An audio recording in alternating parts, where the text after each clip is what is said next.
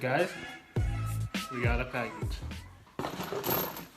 It all fell out of the box, but those are the lug nuts that we've been waiting for. So now we can finally get the front of the weds on and have my car sit on all four wheels for the first time in who knows how long. So let's get started on that, and I'll show you guys how to bang in some studs, I guess.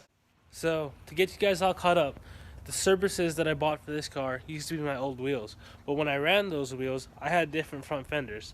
So I had that 15 mil spacer that I had to cut the stud on to make the wheel fit with the spacer because the stud was poking out of the spacer. But when I redid my car, did the swap, new kit and everything, I got different fenders all four around, and now the wheels don't fit. So when I put the Rezacs on, the old Rezac ones I had in the front, they poked ever so slightly, but because they were 17s, I got away with it with just lifting the car a bit. But these are 18s, the surfaces are 18s, so now they're too big, they're too wide to fit with that spacer with these fenders, because I think these are 25 mils, the other one used to be 30, I think. But so for the longest time, I've been needing these studs. I just been lagging on getting them, but now that I finally got new wheels that I actually like for the car, I decided it was time to just pull the plug and pick them up. So let me show you what I'm talking about. So like you guys saw in the old video, I had a 15 mil spacer on here, but the issue with that is, as you can see, the threads on this is a lot shorter than this. So when that was poking out like this, the 15 mil spacer, the stud was poking out past the spacer, and my wheel wouldn't sit flush. It was hitting the stud before it can actually sit on the hub itself. So I had to chop it to make it work. But now that I don't run the spacer, I have no threads to tighten onto anything anymore. So that was the point of getting the new studs all the way around the front, left and right. The rears, I kept the 15 mil spacer because, as you guys saw, it fits pretty darn good. But the fronts have been an issue, and today we're finally going to solve it, and I'll show you guys how.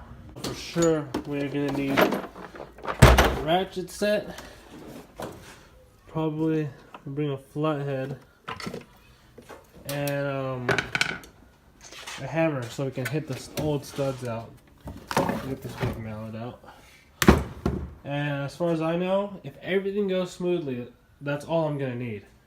The first thing you're going to want to do is undo the two bolts that hold the brake caliper bracket onto the spindle. That way you can pull this off, take it off the rotor, and then boom, bang out the studs. So you gotta undo this. This is the top one. God, these are tight. So immediately after ending that last clip, I realized I was tightening it, so I have to go that way. So with a little bit of persuasion, that should have done the trick. Oh, there you go. There's that one. This one, you gotta get this bottom one right there. Same thing, get it on there. Yeah. There we go. Then, once both bolts are out, just yank that off. And in my case, it's different for every car. Some cars don't even have this, but I have to undo these two Phillips heads, then the rotor will pop off. Go ahead and take these off, and also this one. My rears don't even have this. They got stripped in, so I drilled them out. Not a big deal. Once you tighten your wheel, it all settles in place. This is just so something when your wheel is taken off and your caliper's off, rotor won't just fall. Just like that. As you can see, they're off. And then all you have to do now, hit this with the hammer, and they'll pop off of that side. So what I'm doing is, there's a little slot right over there. This is where I'm putting the stud through, and then it's gonna poke through right over here. As you can see, because it's not seated all the way, there's only a little bit of threads. So to help pull the threads through, I put the rotor back on, and I added this spacer just to give us a little bit of leverage, so we can stick this on, and as we tighten the nut, it's pulling the stud through. So that's how I'm going to get all 5 of them on, and then we can go ahead and throw the wheel on, see how it looks. So essentially, as I'm tightening this, the stud is getting pulled through the hub. so the spine can like do its thing and get stuck in there. But before I put the wheel on, don't forget to put the brake caliper on. I doubt I'll be able to put this on with one hand. And tighten that down.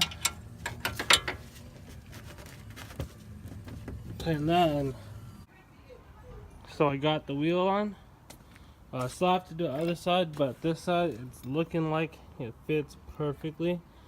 I mean, it's still kind of wide, but I'm also getting the smaller tire. This is a 225. I'm gonna go with a 215, and so it's gonna have a little bit more stretch to it, which I don't really like stretch tires that much, but like if it makes it work, it makes it work. I really love big wheels, so I gotta do what I gotta do. I like it when they sit perfectly even, so I'm gonna go ahead and knock out the other side, set the car on the floor, and we'll see how the overall stance of it, I guess, is gonna look like. So we got all 4 wheels in the RX-7. Fits pretty nice.